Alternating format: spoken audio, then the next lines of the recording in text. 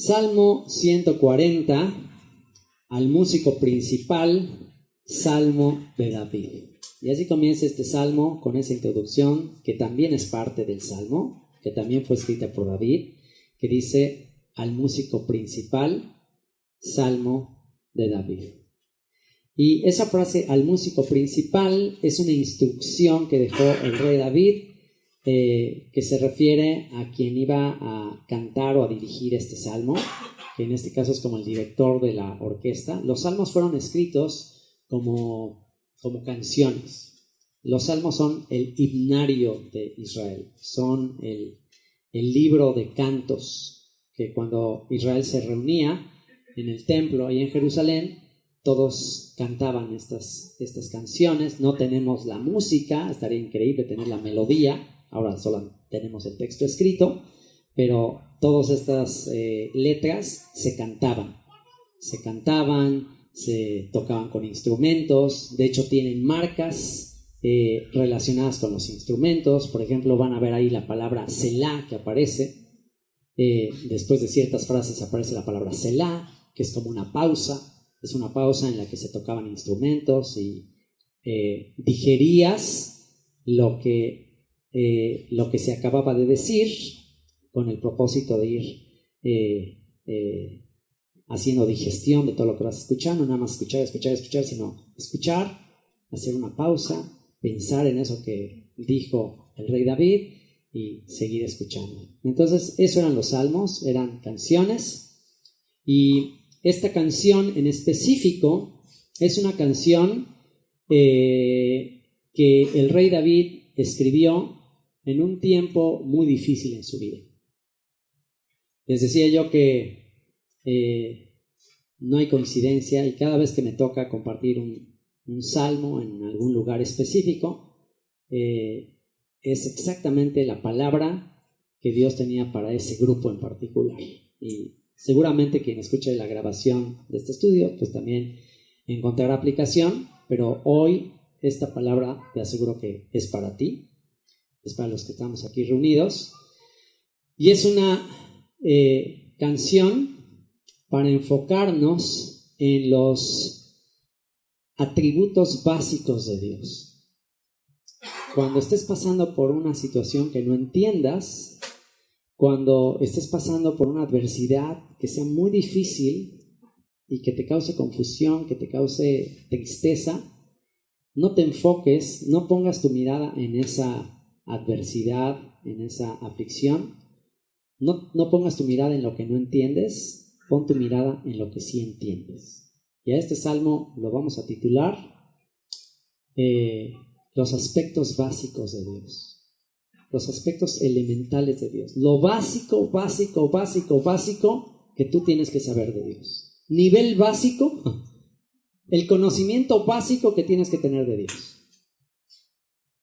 Si tienes este conocimiento básico de Dios, ya lo hiciste. A lo mejor nunca vas a llegar a aprender hebreo, a lo mejor nunca vas a llegar a conocer de memoria todos los libros de la Biblia, a lo mejor nunca vas a memorizarte versículos, a lo mejor nunca vas a llegar a todo eso, pero con conocer esto básico de Dios, ya estás del otro lado. ¿Quieres que hoy con 40 minutos ya sepas lo básico de Dios? A ver si lo logro en 40 minutos. ¿Quieres ya en 40 minutos saber lo básico, que ya estás del otro lado? Ya va a traer refrigerio a tu alma, ya con eso vas a decir, ya lo hice. ¿Quieres tener esa seguridad? Bueno, no te pierdas este salmo, no te lo puedes perder.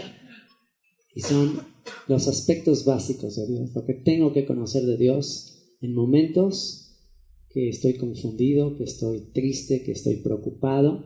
¿Qué es lo básico que tienes que entender de Él? Y el rey David escribe esto precisamente para autofortalecerse. Él escribe, y el escribir es su manera de reconectarse con Dios y de enfocarse en lo que es real y es verdadero, y es su manera de desahogarse y de desconectarse de toda la confusión que está viviendo. Y él escribe esta canción, escribe este salmo cuando estaba siendo perseguido injustamente por el rey Saúl. Ahora, de por sí es difícil estar siendo perseguido si hubiese sido un israelita X. Si hubiera sido un simple judío, un simple israelita X, sería dificilísima la prueba en la que estaba. Siendo perseguido, estando de fugitivo, tuvo que irse al extranjero, tuvo que irse con los filisteos, tuvo que andar en cuevas. O sea, fue muy difícil todo ese periodo que vivió el rey David, fue muy difícil. Imagínense, era el más buscado, el hombre más buscado en su tiempo, nada menos que por el rey de Israel, estaba siendo buscado. Tenía que andar escapándose todo el tiempo, preocupado que en cualquier momento lo agarraran, cuidándose de todo mundo, que lo iba a traicionar. Imagínense la situación que estaba viviendo, dificilísima. Pero lo más admirable es la situación en la que estaba viviéndolo, porque si hubiese sido un simple israelita, un simple judío perseguido, bueno, qué difícil. Pero aún más difícil saber que es el rey de Israel y aún así estar siendo perseguido. Eso sí está más difícil. Él ya había sido ungido como rey de Israel. Él ya era el rey de Israel ante Dios, reconocido por Dios, y Dios ya había desechado a Saúl y ya lo había puesto a él, y está siendo perseguido. Y es más, tuvo 2 ocasiones que pudo haber tomado la justicia en sus manos y matado y acabado con ese problema que tenía, y decidió no hacerlo, y decidió confiar y esperar en Dios. Eso sí está, mis respetos. Mis respetos.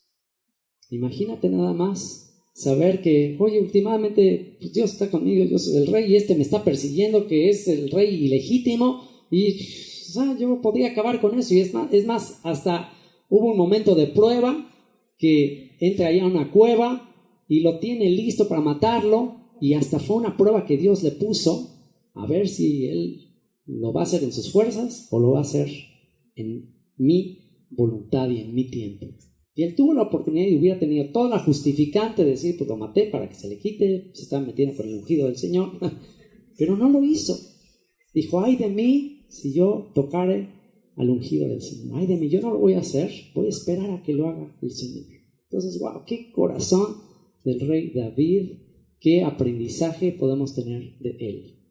Y vean cómo él reposa, descansa, se desahoga con el Señor en una situación tan difícil como la que él estaba, en la que hasta sus propios soldados le decían, órale, ya líbrate, mira, el Señor lo puso de a pechito, órale, échatelo.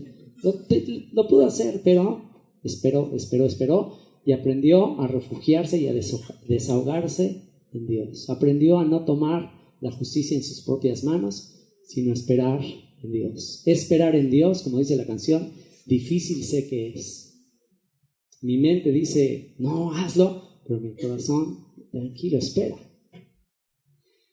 Y comienza diciendo, líbrame, oh Señor, del hombre malo, guárdame de hombres violentos, los cuales maquinan males en el corazón. Y comienza desahogándose, comienza diciendo, líbrame, oh Eterno, del hombre malo. Y según algunos comentaristas judíos, esta frase específica del hombre malo es una referencia directa a un hombre malvado, perverso, que lo traicionó y que fue un equivalente. Y de hecho en el Nuevo Testamento se utilizan ciertos pasajes del rey David refiriéndose a él, y se le añaden o se le atribuyen a lo que también hizo Judas con Yeshua, que lo traicionó, que lo vendió, ¿no? En este caso, en el caso de David, ¿qué hombre malo ustedes recuerdan? Que fue un traidor, que fue alguien que incluso causó una gran matanza de sacerdotes y que estaba ahí como espía de Saúl, y un hombre muy, muy malvado, muy perverso. A ver si recuerdan cómo se llamaba. Está muy relacionado con la palabra perro en inglés. Dog, en inglés se dice dog, en hebreo doeg. ¿Se acuerdan del malvado Doeg? Malvado Doeg era un espía de Saúl que andaba buscando por ahí a David, y él estaba ahí oculto cuando David llegó con sus hombres al tabernáculo, pidió comer, el sacerdote, el sumo sacerdote le dio del pan, de la presencia del pan de los sacerdotes, y Doeg lo denuncia, le dice a Saúl que el sumo sacerdote había ayudado a David, y por eso Saúl mandó matar a todos los sacerdotes. Entonces es un acontecimiento muy terrible. Entonces es muy posible que esto sea una referencia a ese hombre perverso, malvado. Y los hombres violentos, pues a toda la banda que está con Saúl persiguiendo a David. Líbrame, oh Señor, del hombre malo. Guárdame de hombres violentos, los cuales maquinan males en el corazón. Y me llamó mucho la atención un comentario judío, obviamente judíos no creyentes en Jesús, no creyentes en Yeshua, pero que mencionan que este Salmo 140, todo el Salmo 140, no nada más es un salmo que David escribe para sí mismo, y eso me impresionó. Dijiste, de repente en los comentarios judíos, tú lees ciertas cosas que dices, wow, ¿y cómo diciendo estas cosas no pueden ver que Jesús, que Yeshua es el Mesías? O sea, ¿cómo puede ser? En ese comentario dices, comentario de ArtScroll, un comentario de editorial ArtScroll de comentarios rabínicos, dice que así como David fue perseguido siendo rey legítimo de Israel, que este salmo es un anticipo profético de lo que padecería el Mesías, el futuro Mesías, hijo de David, que también va a ser rechazado y perseguido por su propio pueblo. ¡Wow! Eso me impresiona. Dice, así que este salmo no nada más está conectado con el rey David, sino con el Mesías, hijo de David, que también va a ser rechazado. ¡Wow! Me impresionó. Entonces, bueno, dice David, y efectivamente cuando David escribe de sí mismo, te das cuenta que la vida de David es paralela y es un anticipo de la vida de su hijo de Jesucristo, Yeshua. Porque así, de la misma manera, actualmente Yeshua ya es el rey de Israel, actualmente ya fue ungido como rey de Israel, pero todavía está siendo perseguido, todavía está siendo desconocido entre sus propios hermanos. Todavía, ahora, y así como David tuvo que andar entre los filisteos y se tuvo que ir a Moab, también actualmente ¿dónde está Yeshua? ¿Dónde anda Yeshua? Entre las naciones. Ahora sí que está en la cueva del enemigo. Qué curioso que los que lo crucificaron, el Imperio Romano que efectivamente da la orden de la crucifixión, ahora lo tienen en todos sus lugares de culto. Esta religión apostólica y romana tiene nada menos que al hijo de David diciendo: este es el rey de los judíos. ¿No les parece una cosa impresionante cómo Dios usó al enemigo para darle publicidad?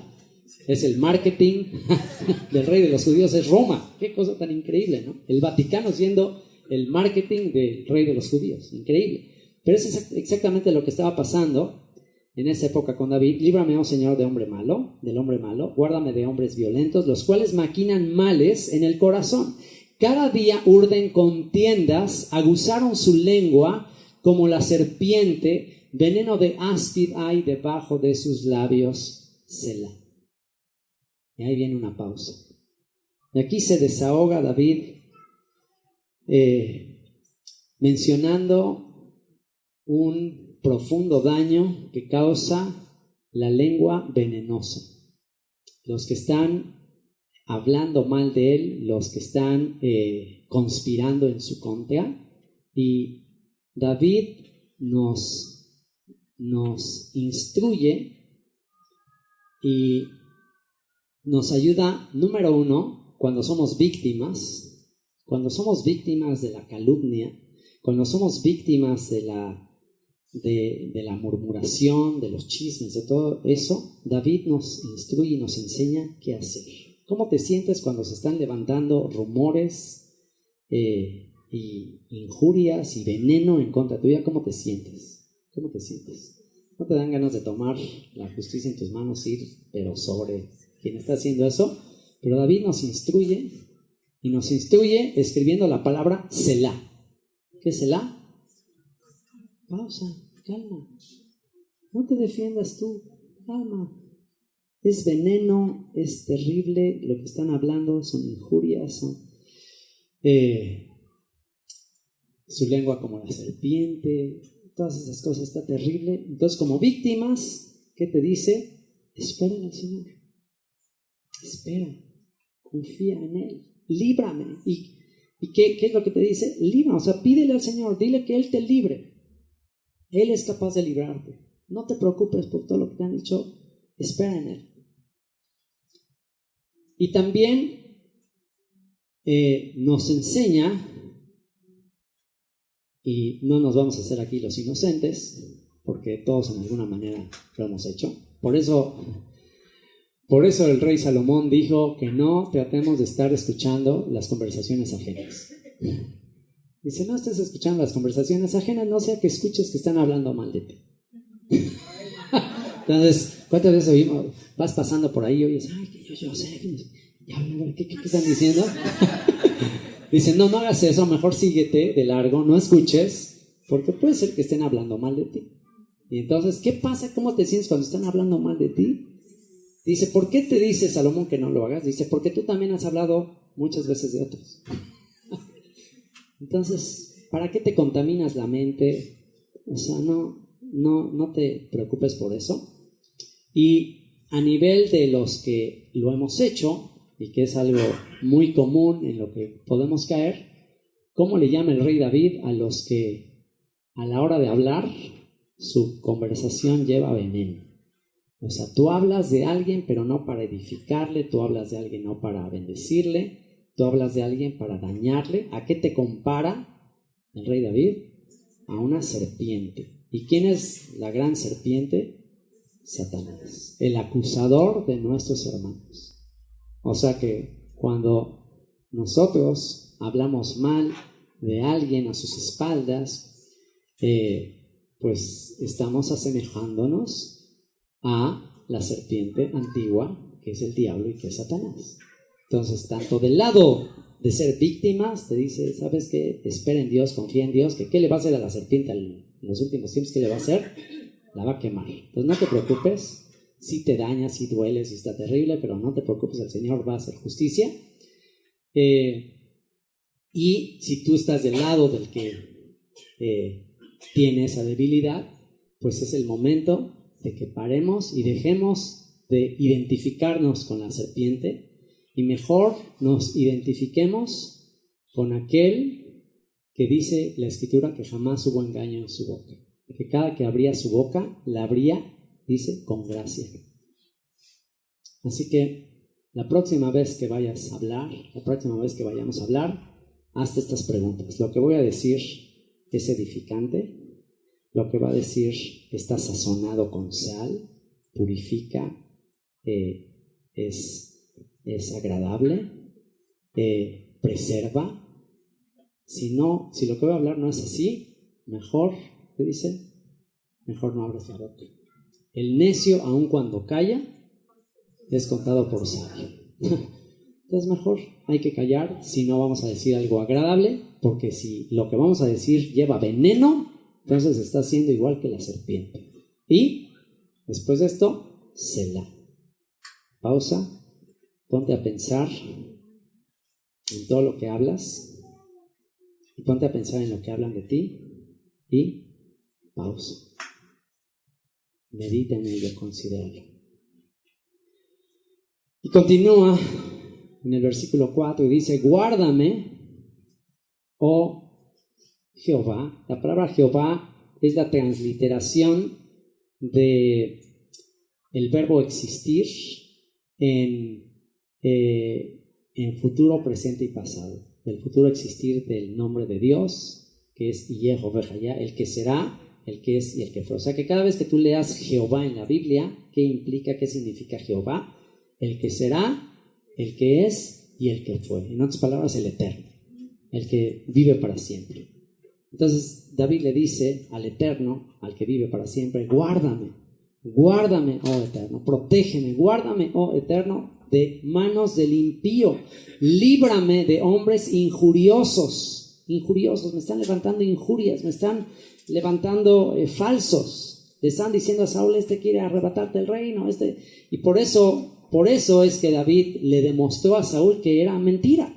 Por eso Saúl no lo mató y le mostró nada más el pedazo de su manto y le dijo, mira, si realmente fuera cierto lo que te están diciendo, que quiero acabar contigo, pues te hubiera matado, te tenía en mis manos, pero aquí está, no te quise hacer daño. Y se acuerdan que hizo, ay, no, perdóname, mi hijo, sí, tienes razón, sí, vente, mi hijo. Y al ratito otra vez ya lo quería matar. ¿Por qué? Porque todo lo que había en él era un profundo celo en contra de David, ¿no? ¿Y cuándo empezó ese celo? Cuando llegó David de esas victorias, de esas batallas, y las mujeres empezaron a gritar, Saúl mató a sus 1000, David a sus 10,000.